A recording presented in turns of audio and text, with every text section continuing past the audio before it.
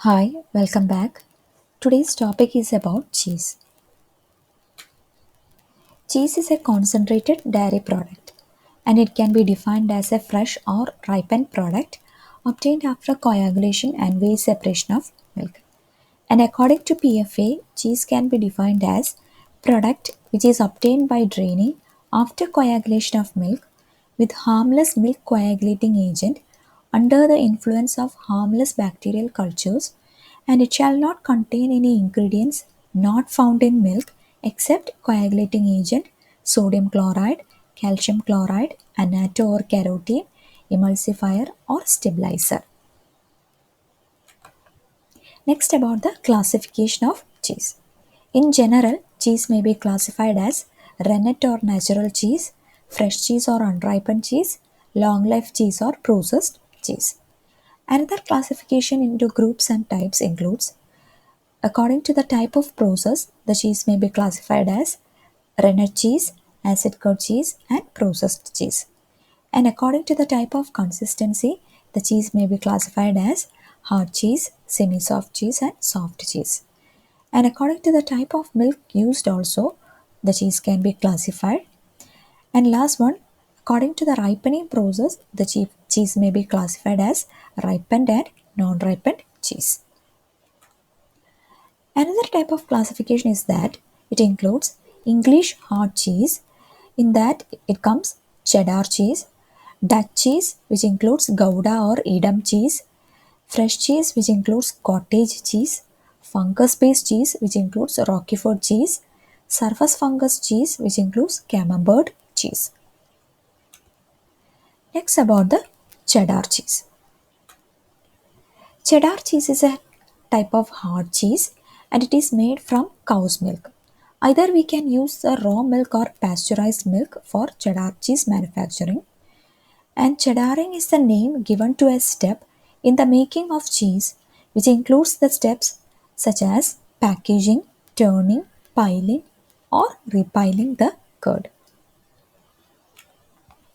Next, about the composition of cheddar cheese, and it includes different factors, that is different constituents, such as moisture, which is about 37 percentage, fat, which is about 34 percentage, protein, which is about 23 percentage, and salt, which is of 6 percentage.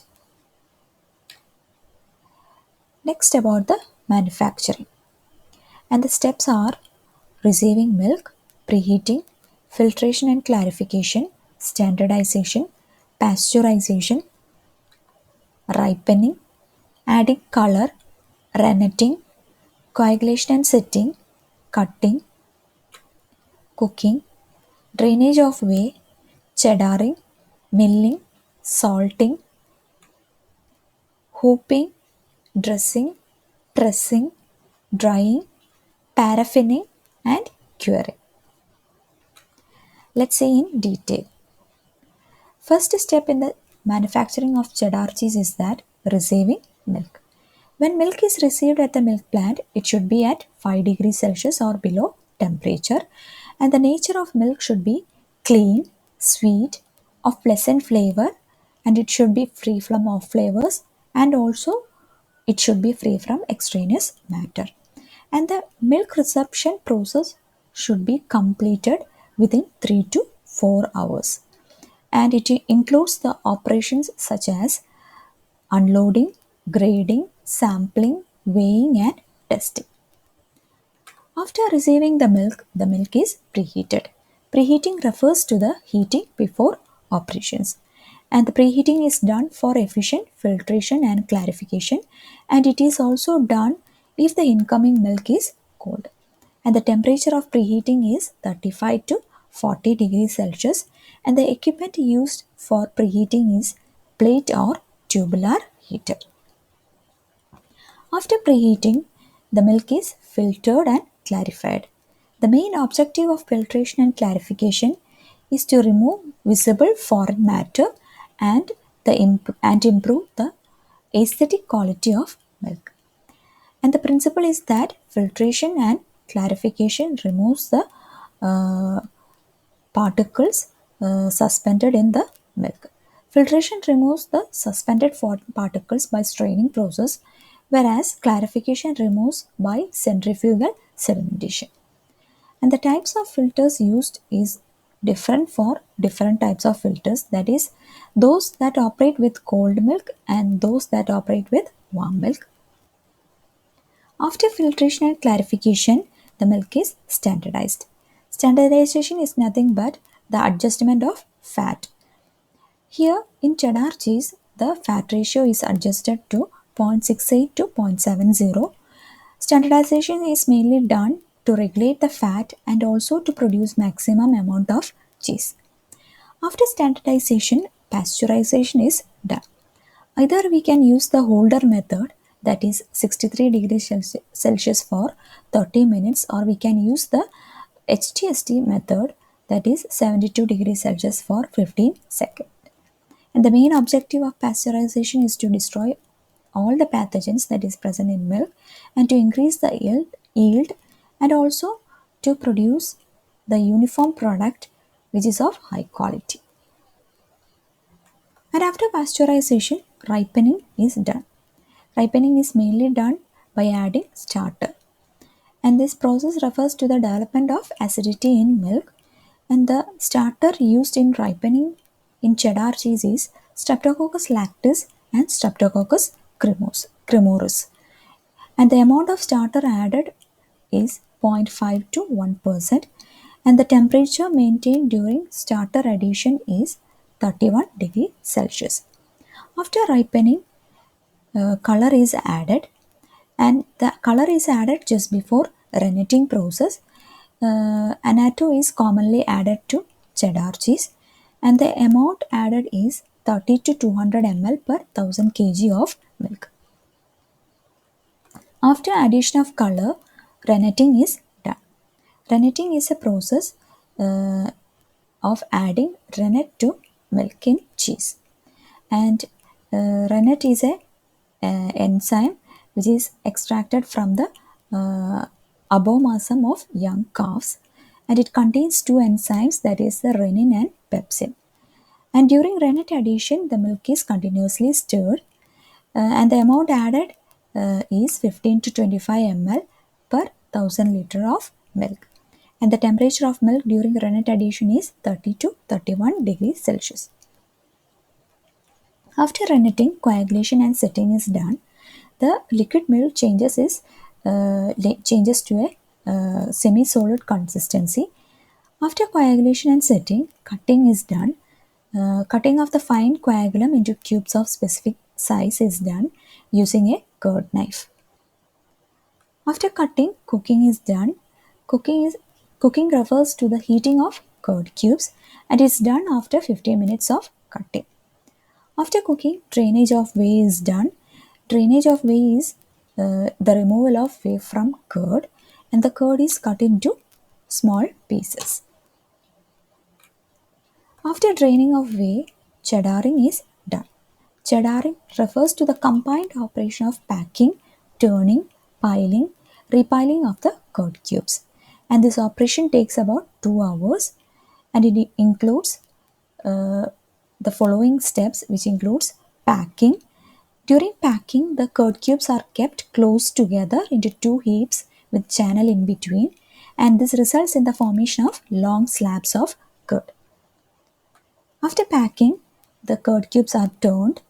The cubes are rolled bottom side up, and it is carried out every 15 minutes till curd is ready for milling and salting.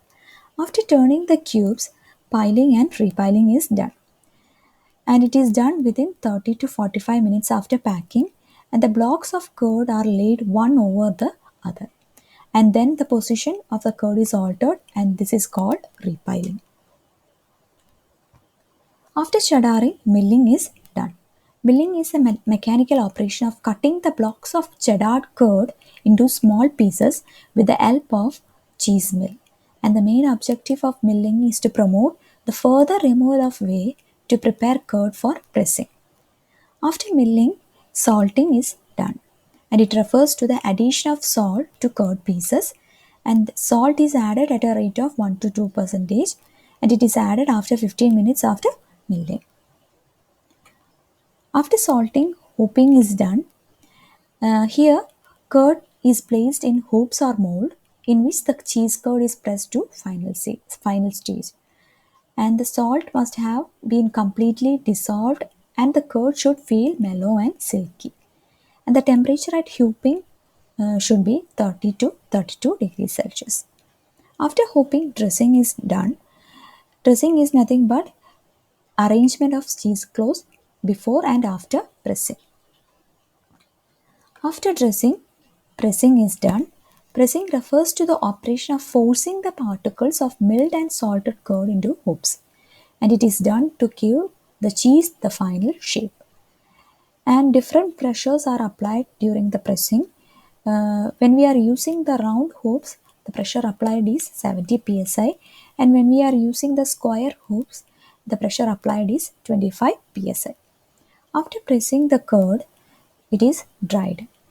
Drying is nothing but the curd cubes are kept in a room of 12 to 16 degrees Celsius of relative humidity 15% and turned at 24 hours interval so that the both ends are dried.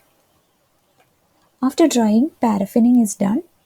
Paraffining is the process of dipping the cheese for a few seconds in melted paraffining, and the temperature of liquid paraffin should be 104 to 121 degrees Celsius, and the blocks are dipped in the tank for 5 seconds. After paraffining, curing is done. Curing is the process of storage of cheese for at least 2 to 3 months at a temperature of 0 to 16 degrees Celsius. That's all about cheddar cheese manufacturing. Next, about cottage cheese. Cottage cheese is a soft, unripened cheese usually made from skim milk, and it has a mildly acid flavor. In cottage cheese, the type of cheese used is either we can use the acid curd cheese that is prepared from milk coagulated by lactic acid, and we can use the rennet curd that is prepared from milk coagulated by the action of rennet. And the manufacturing steps are receiving skim milk, adding calcium chloride, adding starter, adding rennet, setting, cutting, cooking, drainage of whey, washing and draining, salting, creaming, packaging and storage. Let's see in detail. The first step is receiving milk. In cottage cheese, we are using the skim milk, and the nature of milk should be fresh, sweet, clean, and it should be low in fat. And the skim milk should be pasteurized by LT-LT method for obtaining softer curd. After receiving the milk, calcium chloride is added, and the amount added is 1 ml saturated solution per 100 liter of milk. Calcium chloride is added to restore the concentration of calcium ions that is lowered during pasteurization. After adding calcium chloride, starter culture is added. High quality lactic starter is added, that is Lactobacillus lactis and Lactobacillus cremoris is used in cottage cheese. After adding starter, rennet is added. Rennet is added at 2 to 2.5 ml per 1000 liter of milk. Before adding, it is diluted with 40 times its volume of water. After rennet addition, it is allowed to set. For short setting, we use 29 to 32 degrees Celsius temperature for 4 to 6 hours. For long setting, use the temperature 22 degrees Celsius for 15 to 16 hours. After setting, cutting is done. The most desirable acidity of whey at cutting is 0.5 percentage, and if the acidity is too low, it would be undesirably rubbery consistency, and if the acidity is too high, it will be a brittle consistency. After cutting of the curd cubes, cooking is done.